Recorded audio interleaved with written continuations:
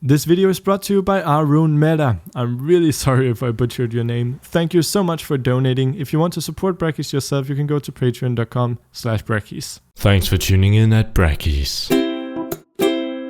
Hello everyone and welcome to this video on creating a tower defense game in Unity. Today we are going to be doing some explosions. We are going to be editing our missile by adding a texture to it. We are going to be creating a cool particle effect when it hits something, and also we'll be editing the bullet script to allow for damaging enemies in a radius instead of just hitting the target. So a really exciting video today, and let's just jump right into it.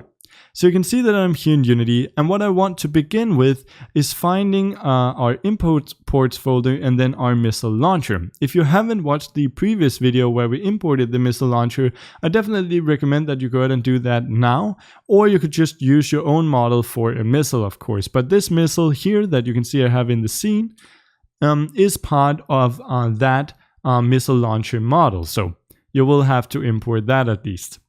Cool. So we basically want to set this up with a new material. It currently has the default one. So let's right click under the missile launcher materials folder to create a new one, and let's call this one missile. Let's then drag it on top of the model, and let's select our missile launcher texture and drag that into the albedo channel. Let's bump up the metallicness and bring down the smoothness to make it fit with the rest of our scene. And basically I want to use this as our graphics object, but not as our root object. And the reason why is that if we currently select it and make sure we are set to pivot and local up here, you can see that our blue arrow, meaning our forward axis, which is our Z, positive Z, points upwards and not forward when it comes in relation to our missile. So basically we want to rotate our missile so that it points in the same direction as our Z, so that when we chase a target, it will look the correct way. And really the easiest way to do this is just rename this to something like graphics, create an empty object that we reset the transform on, and let's call this one missile. Missile, there we go. Let's take our graphics object, drag it on the missile.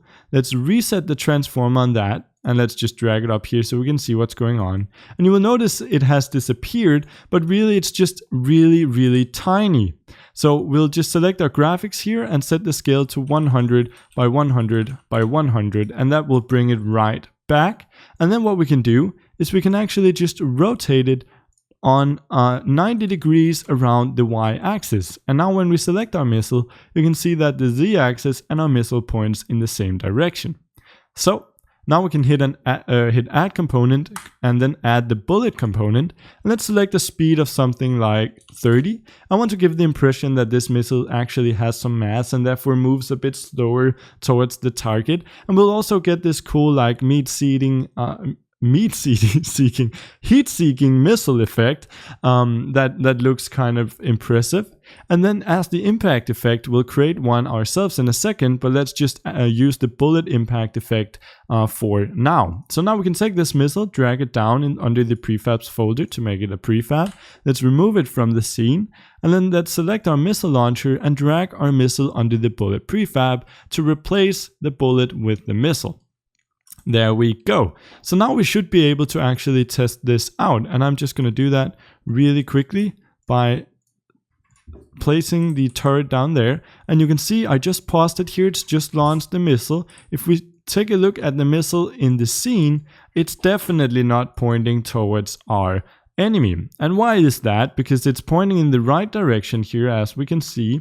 That is because we actually haven't added this functionality yet. So if we go ahead and take a look at our missile and then the bullet script and double click that to open it up in Visual Studio, we currently don't do any rotation on the object at all. So let's go ahead and do this. And it's really easy. We want to do this in the update loop because we want to do it every frame. And we want to do it right beneath the line where we move the actual missile. That means transform.translate. What we want to put here is just transform.look at. So it will look at whatever target, and of course we will just use our target variable. That is the transform up here that we set using or that we set from the actual missile launcher. So the missile launcher points towards something and it fires the bullet, in our case a missile, and it says your target is this enemy, and it will fly towards that and now point towards that. And if you hear some noise in the background, that is just my cats being naughty, but I will try and continue here. So the next thing that we want to do, let's just see this working actually. Let's just see this in effect here. So you can see that our missile now correctly chases our enemy. So that's cool. The next thing that we want to do is damage the player or the enemies in a radius. So if we go in here under our bullet script again, you can see that currently if we get within or if we hit the target here, we call a function called hit target, and all that does is instantiate some kind of effect and then destroy the target game object and destroy the bullet. All I want to do is I want to go up here and add a new variable, and this is going to be a public float with a range or a radius. I think I'm going to call this the explosion radius, and I'm going to default this to 0. And this way down here we can simply add in an if statement that says if explosion radius is greater than 0, well, then we want something extraordinary to happen. Then we want to damage people in a radius, and our enemies. And if not, then we can just go ahead and hit this single target. And I think the way that we do this is instead of just destroying the target object, or we'll still be doing that, but let's wrap that in a function because we might do several things. I definitely want to have some particles whenever our enemies die, because right now it's just our hit particle and not any kind of death effect, and that looks kind of empty. And I also want some way of keeping track of the health of our enemies, so that is to come. But for now we'll just have a void damage here, and it's going to damage a transform, and we'll just call that enemy. And then we can simply put this destroy statement down here. So instead of destroying the target up here, we're going to destroy enemy dot game object here. And then what we can do is we can say if explosion radius is greater than 0, then we want to damage several enemies, and we'll actually want to explode, and we'll add that function in a second. If not, then we want to damage the target, only the target. There we go. And no matter what, we want to destroy ourselves at the end. So that should actually be it. And now we can create the actual explode function here. So we'll have a void explode. And the way that we're going to do this is we are going to use physics dot, I believe it is overlap sphere. And this is just going to shoot out a sphere and check for all of the colliders that is hit by that sphere, that overlaps with that sphere or inside of that sphere. And it's going to do that from a position and in a radius. So our radius here is our explosion radius. And we can use this to get an array, which is basically just a list of items, a list of items with a fixed range. Fixed length. So we can get an array of all of the colliders that are in that sphere. So collider array, and we'll call this one our colliders, or something like hit objects or something like that. And the reason why I'm not calling this enemies is because we might also have hit some objects that aren't our enemies. What you can really do here, we don't want position there, we want transform.position. Transform.position is that you can add a layer mask to filter out anything but enemies that are on a particular layer, maybe called the enemy layer or something like that. Or we could just use the fact that all of our enemies, if we go under our prefabs here and select our enemy, all of our enemies are tagged as enemies. So now we loop through this list here. So for each collider in colliders here, for each thing that we have hit, we want to see if the collider that we've hit dot tag is equal to enemy. So if the thing that we hit here is tagged as an enemy, then we can go ahead and damage it. So then we can call damage on collider dot transform. There we go. So now we will shoot out a sphere as an explosion. We'll see what it hits. We'll loop through all of the things that it hit and check if they are indeed an enemy. And if they are, we will damage them, which basically now just means destroy them.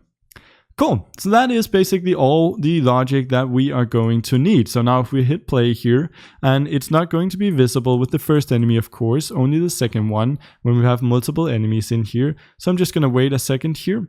And actually, I just reminded myself that we haven't changed the range of our missile launcher. So we have to select our missile launcher. Actually, we have to select our missile. And we have to add an explosion radius. And you will notice that currently we don't have any way of viewing this radius. So as we did with our turret, when we added a range, I suggest that we go down here and go void on draw gizmos selected. And we add in gizmos dot draw wire sphere from our current position, transform dot position in explosion radius. And that we make this red or something. So gizmos.color equals color.red. There we go. So that will just make it very clear to the user when setting things in the inspector here how big a radius the missile actually will explode in. And this is quite a big radius. We might have to bring it down to something like 7 or let's just do 8. That might hit something like at least 2 or 3 enemies. So let's apply that. Let's go and hit play. And now we should see that if we wait for the first one here to pass by and put a turret for the second wave here, we should see that they both explode because they were in that radius and none of the environment or anything that gets removed. And the one that was down here didn't get hit. So you can see that this always hits 2 and sometimes, if you're lucky, hits 3 enemies, which I think is quite good for balance. But you can of course mess around with this, especially when we get the actual damage parameters in there that we can tweak. Cool. So now let's add an awesome effect. So now is for the particle playtime. That should be a whole thing. We should have like a jingle that goes particle playtime. Okay, maybe for the next video. So let's go and hit create particle system. And let's reset. Actually, I don't want to begin with a whole fresh particle system. Let's use a bullet impact effect as a base here. So let's duplicate the prefab, call this one the explosion effect. Maybe we should do missile explosion effect to be more clear about what this is. Let's drag it in. And now we can see that this is kind of boring. Let's first of all loop this while we're playing around with it and set the duration to something like 3. So that looks pretty good there. And my cat is joining in again. Say hi. Hi. So I'll just put him down. So what we can then go is we can go under shape here and maybe just bring up the size of this radius a bit because we do want our explosion to be kind of large and dramatic. And then we can go under emission and definitely bump this up. I think we should go to something like 30. And my idea with this is that we add a bunch of debris that goes flying and that falls on the ground, and then we add a separate particle system that is kind of our fire sparks thing, which is also cubes, but that actually has a negative gravity, so they go flying in the air. I think that's going to look fairly cool. So let's just have this be at something like 30, and the start size and all that actually is pretty good, but I definitely want to bump up the speed. So let's go between 10 and maybe 15. And maybe between 5 and 15. But I definitely want them to go flying. I actually think that this looks pretty good. And then I want to go down on the renderer and I want to disable receive shadows and cast shadows. I don't think there's any reason for them to actually do that. Not when we have this many in the scene, especially because we're going to be adding a cool light in a moment that you will see what does. And yeah, I kind of like that. So let's use that as a base to work off of. And let's now duplicate this. And we can take the second one and drag it under as a child. And this is going to be our flames or sparks or something. It's just going to look a bit different. So let's create a new material for this. Create material. and this is going to be our missile explosion sparks, flames. So let's go under our flames object under the renderer, and let's drag our new material under that. And we can now go in and edit this, the color of this here. So did that actually apply? I don't think that applied correctly. Let's go down here. Okay, so it's actually selected as the material here, but I think our nested prefabs is messing with us. There we go. So now it looks correctly. So we'll nest those in a second. So I really like the look of that, but we'll definitely have to adjust the color a bit here. So I want to have something a kind of red orange, really, really bright, something like that. I think that looks really cool. And then what we will do is we will have a -1 gravity modifier. So it goes flying up into the air, and we will add definitely some size to these. We'll have them be between 0.25 and 0.5 to make them a lot bigger. We'll set the start lifetime between random between two constants, between let's do 0.5 and 1. And let's definitely also add some speed to these. So the start speed is going to be between 10 and 25. And I really like the way that this is going. Let's actually do 15 and 25. And let's also set the emission up to 50. I want that to be a lot of flames. And let's also bring up the size of these. So let's bring up those up to 0.25 and 0.5. And we can maybe even make these a tiny bit bigger. But I think we'll try this out and see how it goes. So that really gives this aggressive feel to the explosion. So we can drag those under that now. And we can try and hit apply to this prefab here. So if we hit simulate, that looks cool. And then we can remove the looping, and we can remove the looping on the other one as well. Hit apply again, and now remove that from the scene.